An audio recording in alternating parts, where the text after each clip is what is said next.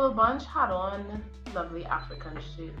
Yes, I They saw look that. lovely. Very, very cultured. Very They cultured. look lovely. They look lovely. Like I love to see it. I love to see how some bands are, stepping away from okay, here's the jersey, here's the logo. No, they're taking it to, let's say, hell. So they could probably tell their stage side one time. So you see that dashiki you get for finals.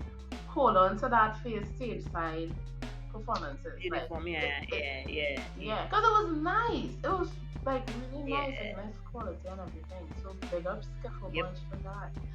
Big up Big up all the big bands. up all, Big up the bands. all, Yeah, all, big up all, all all, the bands. all. Let's talk about the big news that has been ringing across the pan fraternity. I see a thing now. I saw a little flyer about pan in the 22nd century.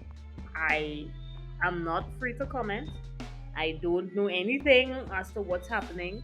I don't know if we're free to comment. Louise, do you know anything about what's going on with pan in the 22nd century? I've seen people asking me, I say, I don't know. I don't want to misinform the general public.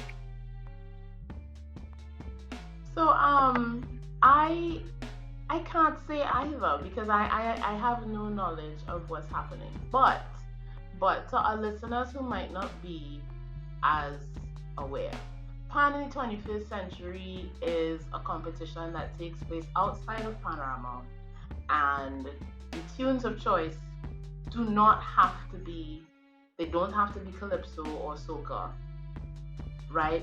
The choices are open to a lot of different styles of music. So sometimes you might find like musical theater, you might find classical, you might find R&B.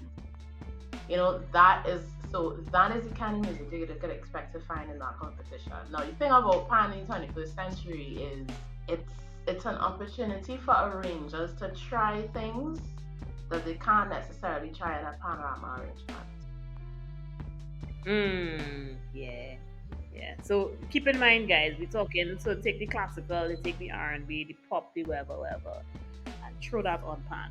You kind of can't. You can't. If you do it on pan for panorama, you might get a little one or two backlash. I can't say for sure. I don't mind the attempt at creativity in panorama. That's cool. But in terms of the creativity within pan in the 22nd century, I don't. You can't even say it's bomb tune oriented either because No, bomb it's tune not. still puts you in that kind of old time calypso sort of vibe. So now, And the arrangements are not that. The arrangements do not have to stick to that style. They don't, right? They absolutely don't. They absolutely don't. So arrangers have a lot of free reign if they want to really explore things outside of sorry, not classical. If they want to really explore things outside of what a panorama arrangement requires, if you want to explore things outside of that in terms of orchestration, adding percussion that you wouldn't normally find in panorama, maybe adding instruments you normally wouldn't find in panorama, that kind of thing. And the 21st century is it's a good space for those kind of to experiments experiment. to happen. It's a good space for those kind of experiments to happen. Who is in charge of pan in the 21st century? Like who are the people running it? Because what I would like to find out Punch and is, bagel, not so. oh, I assume so. I have listened. So let me just get people up to speed. I've only been playing pan for like, let me say, 6 years, 5 years tops.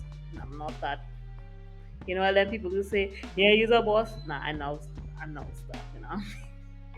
So this would be, if Harmony 21st Century does happen, it would be the first time for me to participate in it, in that kind of competition.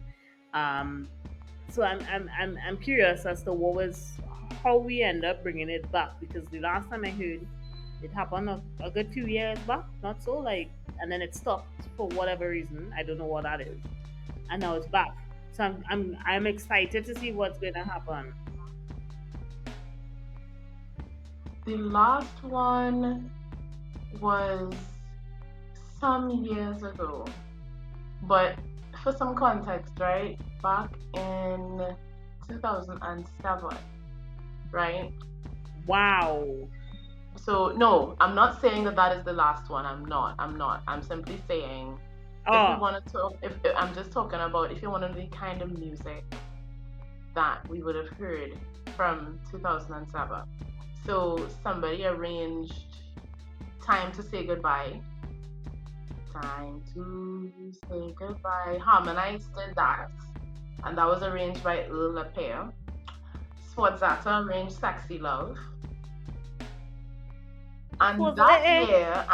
year, Silver Stars did Phantom of the Opera, and that was arranged by Edwin Pusher. Right. And by the way, Phantom of the Opera is a staple Yes, of Superstars too. that is yeah. If when you think about some of the most iconic musical theater works, Phantom of the Opera is among them. Yeah. So, so guys, I hope that puts into perspective the kind of songs that come out of Pan in the 21st Mhm. century in terms of what the arrangers choose to do. Mhm. Is a wide Phantom of the Opera is a musical. It is a musical known on Broadway. Yes. What's her name? Sarah Brightman and whoever else. Can't remember Yeah. the guy's name right She. now. Yeah. She did a. Phantom of the Opera. All right, so that's what people know from Phantom of the Opera. The Phantom of the Opera is here inside, right? But but I one day I would like to get somebody from Pantry Week, or maybe we could ask Mr. Marcus to join us for an episode and just to kind of comment on the process and or the processes of bringing back a competition like that. What are the rules and regulations? Um, we know that Pan in the 21st century is different from Panorama on a whole. Mhm. Mhm. I want to know, what was the how why we take so long to bring it back, and what we could expect coming out of a competition like that. Well, I mean, I'm sure the past couple of years would have set back a lot of things, huh? Yeah, Right? I mean, this year was our first COVID. real panorama since. Yeah, we got taste at Carnival. Not even our real thing last year. Yeah, Taste. It was a little I, taste. well, some it wasn't really panorama. It was a A little touch. showcase. It was a Yeah, it was a showcase. shoot. It was a showcase. Not that I mind. I mean, not that I mind. It was an event that worked. The crowd seemed to like it, Yeah. right? But it certainly was not panorama in the way that we know it. Not in the way Yeah, that we know agreed. it. Any comments coming out of what we've discussed today? Because I think that what we're gonna, one thing I would say for me, what I would have realized is that bands are not holding back in terms of what they can produce. No, they're not. They're Um, not. it have no pause button, it have no stop button. It's only play and rewind, reel and come again. You know what I mean? So, um, as I said before, I'm fairly impressed with a lot of the stuff that has come out this season, Uh-huh.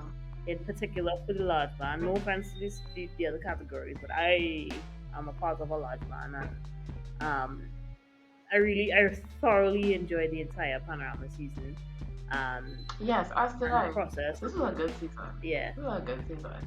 yeah, yeah. Something I would take away from this season, sorry to cut you off. Yeah. Something I would take away from this season is yes, panics may have a lot of questions and concerns about leadership in Pan, but I would certainly say that when it comes to musicianship, Pan is in good hands. I think in terms of Deep. musicianship, Pan is in good hands. I think we're in good hands from seeing what the younger Rangers are doing and seeing how they are and how some of them are opting to pursue formal training and using their formal training maybe to influence some of what they do in Panyard. I think Pan will be in good hands where musicianship is concerned. Yeah, Hands down. yeah. I agree. I agree. It's nice to see, as you said, it's nice to see musicians and not, when I say musicians, it's not just the the musicians who learn by rote come and put down some notes in the yard. Mhm. It's actually nice to see people who are trained, as you said, because it means that some part of their knowledge is not going to waste, um, and it's being utilized and being regurgitated back into the system. Because I think that's always been one of my biggest concerns is that a lot of musicians, they go to school, they get these degrees, whether it's an associate or bachelor's in musical arts or bachelor in fine arts and whatever and whatever, and then they're just out there not doing anything with their skill set. And here we have a generation of musicians, and in particular pianists, coming out of UTT and UE, mashing up the place with Yes, arrangements. yes, yeah, I appreciate that. Like, I'm not saying that you have to go to school. I'm not. Some of the world's best musicians never step foot in a classroom, ever, ever. And I'm talking about the absolute best of the best, best of the best, right? Um, but it is nice to see that there are young people who are making that investment into their chosen fields, because education is an investment. It's an investment of time. It is an investment of money. Yes, we have gates in Trinidad and Tobago, but you still need to reach the class. You still need to buy an instrument if you're studying music. Yeah, so it's an investment, and I'm glad to see arrangers making that investment, because it means that yes, they can say, yes, I want to have a career as an arranger, but with my degree I can do other things too. I don't just have to be an Yep. arranger. Because one thing I would say, and I had this, funny enough, and I don't know if you'll remember Jahaya, he and I, we had this whole long conversation about education, and to some degree how um, education, especially within the fine arts, we Mhm. kind of waste the opportunities given to us. And a prime example, In and what again, I'm sense? not talk. So I'm actually not going to say, I'm not going to be pointing out in particular institutions or anything like that. But there's often the issue that we see free education, we start and we don't finish, or we start and something else comes in the way, and it's an ongoing cycle, especially unfortunately with the arts in particular. That is a common thing. Um, I am curious as to, if there are, what could we do to rectify that? Because I sometimes wonder if uh, musicians and creatives want to go to school and better themselves. Here's the thing though. It could be that, yeah. Here's the thing though. Life happens. Life No, happens. fair, fair. Life I take happens. that. I but agree. Life does happen. but but some institutions do have their demands.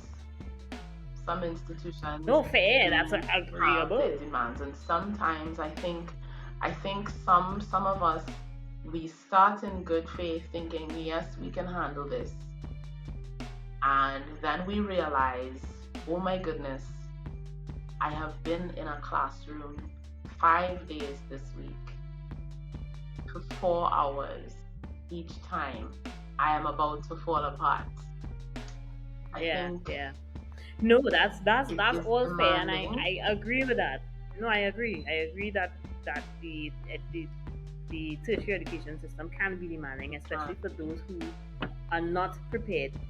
But for the ones that doing doing courses that I think could be accomplished, don't waste that opportunity, because a lot of people are now struggling to get through. And again, I will just say, um, and this is just my personal opinion. Um, for me, I think something like GATE would help greatly for the people like myself doing postgraduate studies. But unfortunately, it's not awarded to us. No, And there are again, loan programs that you can access, but the key word there yes, is loan. Mm, Loan. loan, yeah, Yeah, you loan, had to borrow, you had to yeah. pay back. Now, mind you, gate is a form of loan, but that's not that's we sidetracking there, and again, um, that's a topic for next week. Yeah, We could talk about it next week. yes. However, I think that to to to be fair, I think yes, we should encourage people to maybe school is not the option, but expanding your knowledge, your musical knowledge would be ideal, It is so ideal. that you could And put your foot, as they say. it doesn't just have to look like going to a school. It doesn't have to look like that at all. Yeah, yeah, It can yeah. There are a mean, lot of there's what's wild is that there are a lot of there's a lot of music oriented people who do things like production, and they've never gone to school to study it. They just hands on and they learn and they develop the skills like that. yes, That is something you could do as well. We're saying better yourselves. I'm not saying you had to go to school, you do have to go to school. That's entirely up to you.